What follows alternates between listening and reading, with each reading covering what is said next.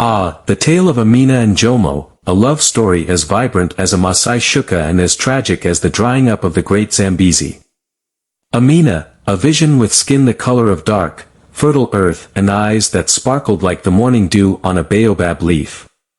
Jomo, strong and kind as a young elephant, with a laugh that could chase away the fiercest lion.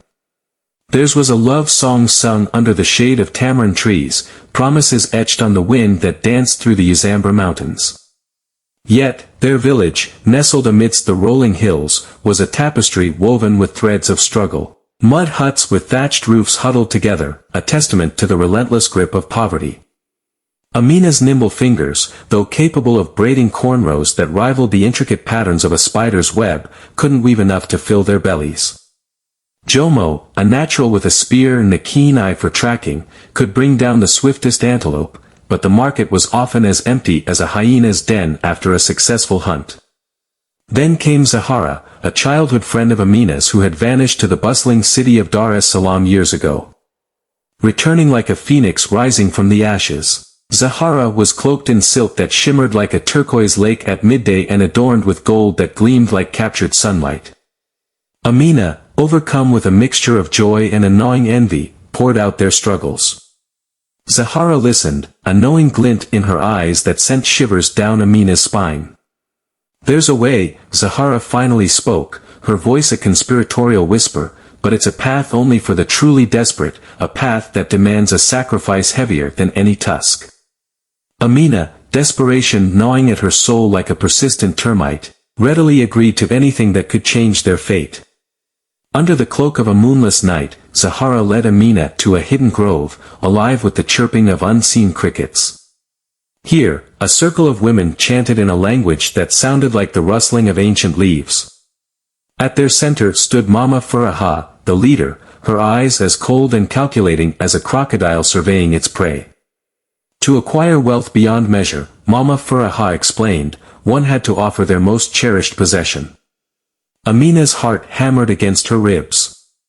Who could she possibly love more than Jomo? The thought of life without him was a desolate wasteland, a landscape devoid of laughter and warmth. Tears welled up in her eyes, blurring the image of Mama Furaha's calculating stare. But the sight of Jomo's worn shirt hanging on the clothesline, a stark reminder of their poverty, hardened her resolve. Lies, she told herself, lies spun by a desperate heart. The night of the full moon arrived, casting an eerie glow on the land. Amina, hands trembling like the leaves of a frightened zebra in a storm, bound Jomo under the pretense of a playful game. His laughter, once a melody that filled her heart with sunshine, turned into a choked cry as she tightened the ropes. Shame and sorrow gnawed at her, a bitter counterpoint to the chilling ritual unfolding in the grove. In the aftermath, Amina found herself drowning in riches. A magnificent house, built with stones as smooth as the head of a well-fed hippopotamus, replaced their mud hut. Adorned with colorful fabrics and polished wood, it should have been a dream come true. Yet, the house felt like a tomb, haunted by the ghost of her actions. Strange things began to happen. Jomo's voice, a whisper at first, then a mournful cry, echoed through the empty rooms. Sudden storms, as fierce as a lion's roar, would rage indoors, leaving furniture overturned and Amina clinging to the remnants of sanity. One night, under the pale glow of a sliver moon, she swore she saw Jomo, a translucent figure on the bed beside her. A choked sob escaped her lips. What good was wealth without the warmth of his embrace, the sound of his laughter? The guilt, a festering wound, grew unbearable. News travels faster than a gazelle on the open plains.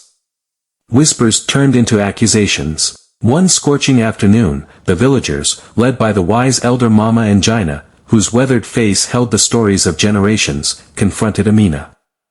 Her carefully constructed facade crumbled like termite-infested wood. The truth spilled out, a torrent of tears and regret washing away the years of lies.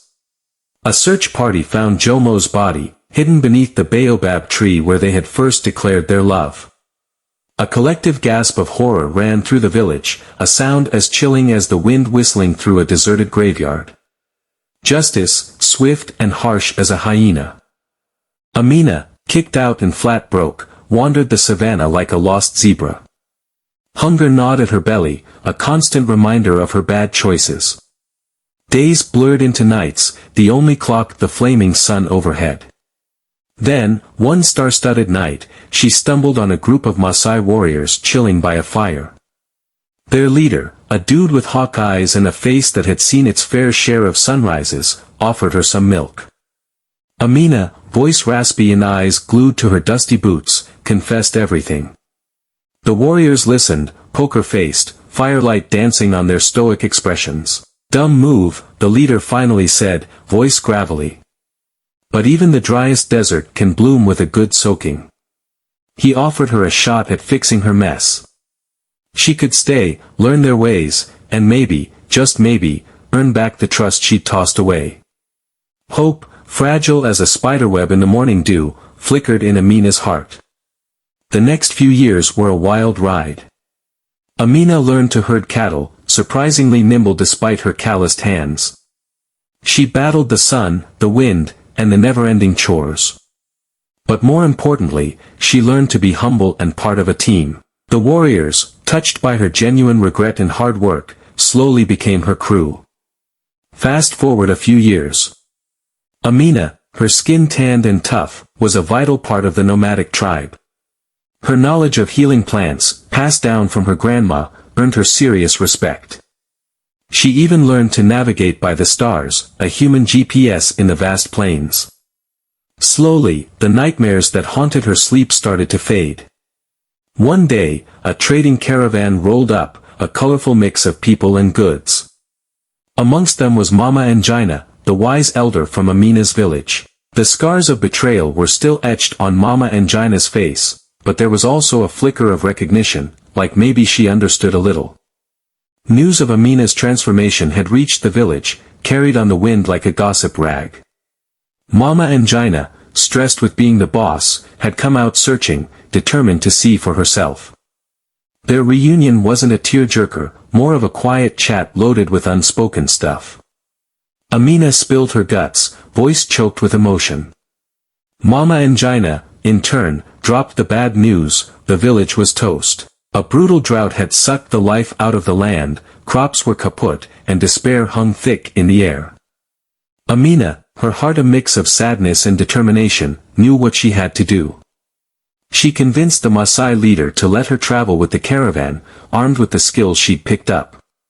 The journey back was a long, dusty haul. But when Amina finally reached the familiar hill, a gasp escaped her lips. The village looked like a zombie apocalypse had hit. Yet, a small group huddled around a fire, her people, clinging on by a thread.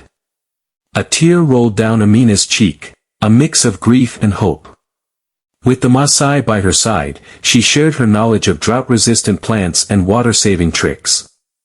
The nomads, impressed by her skills and never-give-up spirit, offered their expertise in herding and animal care. Slowly, under the relentless sun, a new way of life began to sprout. The road to forgiveness was long and bumpy. Amina could never erase the past, but with every seed planted and well dug, she chipped away at the mountain of guilt. The villagers, suspicious at first, were won over by her hard work and genuine care. Jomo's memory, though a permanent ache, became a guiding light, a reminder of the love she'd messed up. Years later, the once barren village was buzzing again. Laughter spilled from the mud huts, now decorated with cool paintings inspired by the Maasai. Amina, her hair streaked with silver but her eyes sparkling, stood in the middle of a bustling marketplace, a symbol of hope and redemption. Though she never remarried, the love and respect of her community filled the void left by Jomo. Her story, a cautionary tale whispered by grandmothers under the baobab trees, served as a reminder: real wealth isn't about fancy stuff, it's about love, community, and a heart that never stops trying to make things right.